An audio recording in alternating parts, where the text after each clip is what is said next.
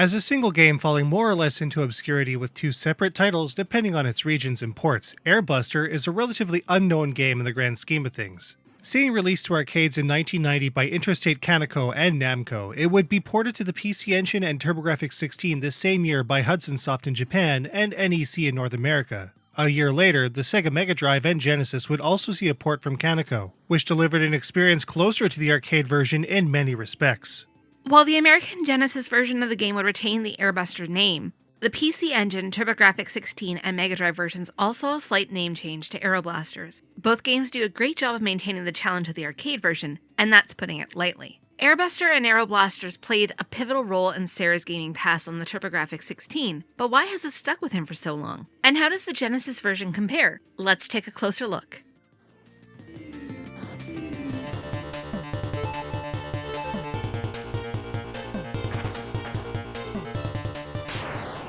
In terms of control, Aero Blasters has a pretty straightforward system at its core. Typical 8-way movement will get players around the screen at a fairly average rate without feeling especially fast or slow. The 2 button handles the player's fire, while the 1 button, while held, charges a screen-clearing attack known as the Buster Flash, which can be unleashed when an aura envelops the player's ship. This attack kills off popcorn enemies and clears away most enemy shots, but be careful. Player movement is reduced when the Buster Flash is charged.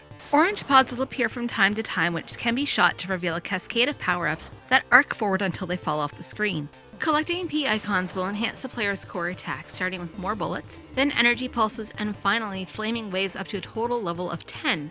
Other power-ups, like homing missiles, additional guns, and defensive bits and bumpers can also be obtained to further boost a player's offense, even in the case of defensive abilities. Care should obviously be taken though. Dying at any time will revert the player's ship back to basic firepower, and any special weapons are lost as well. While there are many weapon pods throughout each stage, falling back to basic firepower is often a death sentence given the amount of hits that even smaller enemies can take without enhanced fire. Especially in stage 4, firepower from levels 1 to 5 are, frankly, just too weak. Aero Blasters is played over the course of 6 stages, and each one is very lengthy. Memorization plays a very big part in this game, so knowing where all of the major hazards are, how each enemy behaves, and what weapons work best in each challenging situation will get players further. However, even with a solid understanding of where everything is, the game's challenge is still extreme with how difficult most enemies are to kill, even with considerable power built up. Combine that with a loss of all power after what is frequently an easy, unavoidable death, especially in tight quarters, and you have one of the more difficult games on the TurboGrafx-16. As tough as things are here, Aero Blasters is still very fun. I have yet to meet a person that doesn't immediately jump right back into the action to do better in a one more try kind of fashion. 2-player games add even more fun and special mechanics to the mix. Players can synchronize their Buster Flash to unleash the Super Buster Flash when the 1 button is released at exactly the same time. There's even a special technique called the Blaster Thunder attack when the 2 button is pressed simultaneously by both players when the Buster Flash is fully charged. Super cool. The Genesis version of the game, which maintains Aero Blaster's original title, Aero Buster, is actually the closest home conversion to the arcade original. Its stages are generally easier to navigate, especially stages 2 and 6, and there are more power-ups throughout each stage. Players can also earn extends at certain scores, something that is either totally absent or insanely hard to do in the TG16 release. Aero Buster also features alternate difficulties within its readily accessible options menu for players that need a bit more help, making the Genesis version easier overall. But there are also bits missing from the Genesis port that were featured prominently in the TurboGrafx-16 version. Namely, 2-player games don't have the awesome combined Super Buster Flash or Blaster Thunder attack. On one hand, this technique is admittedly fairly difficult to pull off, but for seasoned players, it's sorely missed. Another questionable feature? A very long load time at game start and between stages. What? Still, in the end, no matter the version, Aero Blasters is a game that begs to be conquered, and with enough practice, it's totally possible.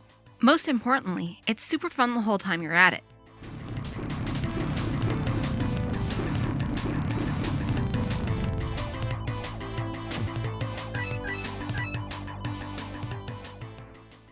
Scoring in both Aero Blasters and Air Buster is a very straightforward task. Simply shoot and destroy.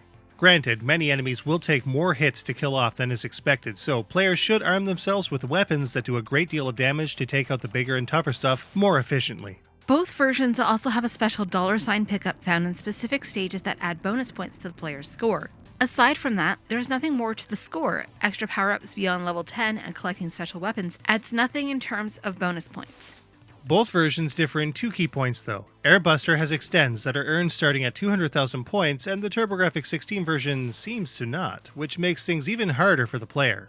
Meanwhile, the TurboGrafx-16 version has a much larger score. Its numbers go into the billions, though we're not even sure if that's even possible with no fancy score boosters. In any case, scoring high in either version isn't an especially big deal. As with many shooters produced early on, there are no battery saves, meaning any scores achieved are wiped as soon as the game is shut off. There are also no leaderboards, with just the highest score for the play session displaying at game over.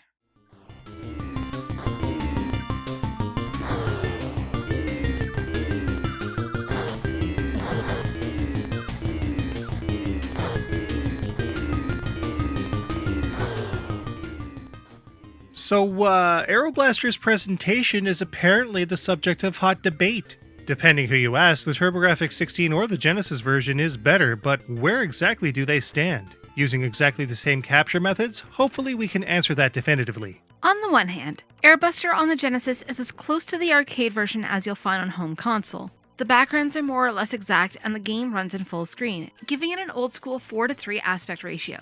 The TurboGrafx-16 version is more letterboxed, giving its playfield an aspect ratio that would become much more standard in the future. Some background elements are also missing. Certain parallax layers are totally gone from this version. The thing is though, the TurboGrafx-16 footage we got came out much crisper via composite out with only normal basic steel cables, featuring a cool intro scene detailing each of the 2 fighters in the game. Even the title sequence is cooler, especially with that haunting alert indicator in the background in lieu of a BGM track. The enemies in the TurboGrafx version are also much more detailed on the whole. Both games don't really have much in the line of slowdown, which is always a good thing. However, despite having more exciting backgrounds, the Genesis just wasn't able to output as crisp a picture even with a 9-pin gold-plated composite cable. Ugh. On the sound front, the Genesis version is, once again, super close to the arcade original. Purists to the arcade version will definitely appreciate this, but we've never really been a fan of the twangy metallic tones of the Genesis, despite some games sounding really fantastic, like Gunstar Heroes. As such, we felt that Aero Blaster's BGM is just not as good as it could be.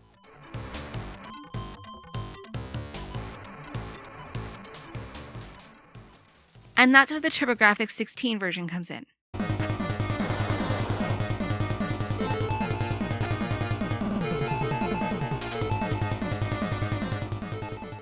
Stage 2 in specific is where it all boils down for us when it comes to the music. We felt that the BGM tracks were still better overall on the TurboGrafx-16, but Stage 2 in particular has an incredible tense track that really makes the stage truly special, despite the aforementioned missing parallax layers in the background.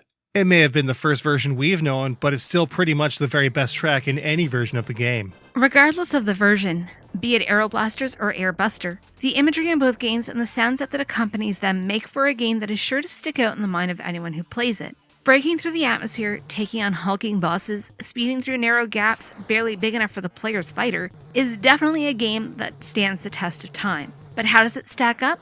Let's take a look.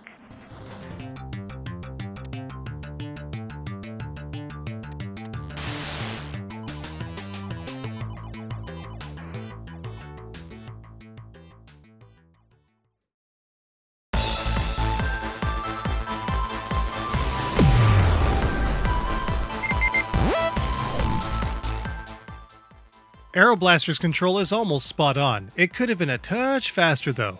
Aero Buster is much faster control-wise, but it's a bit too fast. Collisions with enemies and shots are much more common in crowded spaces. Aero Blasters definitely has a higher challenge of the 2 home versions, featuring environmental hazards that we still can't really overcome, even after 20 years. Aero Buster has a fairly forgiving extend score, allowing players more chances throughout the game. The extreme environmental hazards from Aero Blasters are also absent. In terms of length, Aero Blasters weighs in at 6 long stages. Replay is high, especially with limited credits, a small life stock, and no extends. Aero Buster has just as many stages as Aero Blasters, so its length more or less matches the TurboGrafx-16 version. Visually, we think the footage speaks for itself. Aero Blasters is sharper and more detailed in many more places than Aero Buster on Genesis. While Aero Buster is very close to its arcade counterpart, a lot of the enemies are less detailed than in Aero Blasters. The Genesis output is also nowhere near as sharp, despite better cables. Nothing beats the TurboGrafx-16 sound, and Aero Blasters is no exception. Stage 2's BGM is the definitive element. With a sound set that's very, very close to the arcade original, purists will likely prefer it, but Stage 2 sounds nowhere near as good as in the TG16 version. With truly ingenious and awesome two-player features like the Super Buster Flash and Blaster Thunder Attack, not to mention a wide variety of special weapons and a huge power-up spread, Aero Blasters easily comes out on top ingenuity-wise. Aero Buster lacks the special two-player attacks that really make Aero Blasters on the TurboGrafx-16 special. Despite this, Aero Buster maintains everything else, so it still scores high. These days, complete copies of either Aero Blasters or Air Buster on either platform will set you back around the same amount, about $100. You'll pay far less than that for cartridge-only listings, though. If you buy low, there's definitely a game here that will last you a good long time, while being super fun the whole way through. Any more than its current average, though, and its value diminishes. Aero Blasters was one of the games from my distant past that had greatly helped cement the shoot-'em-up genre as my favorite very early on. It's still a game that I've gone back to, and have thoroughly been defeated by, for over 20 years. But it's also a very obscure title compared to many others on both the Genesis and TurboGrafx-16. In the end, Aero Blasters gets a 4.75, with Air Buster weighing in at a still respectable 4.25 out of 5. Listings for Aero Blasters and Air Buster are always readily available online at auction. While the TurboGrafx-16 version is typically more uncommon, PC Engine, Genesis, and Mega Drive versions are always readily available. Man, that was an Aero blast to the past, wasn't it? You didn't, did you? You did. Yep. There are a few other games that really got me into shoot-'em-ups in the beginning too. Air Zonk and UN Squadron are definitely up there. What about you? Do you really need to ask? Ikaruga man, get with it.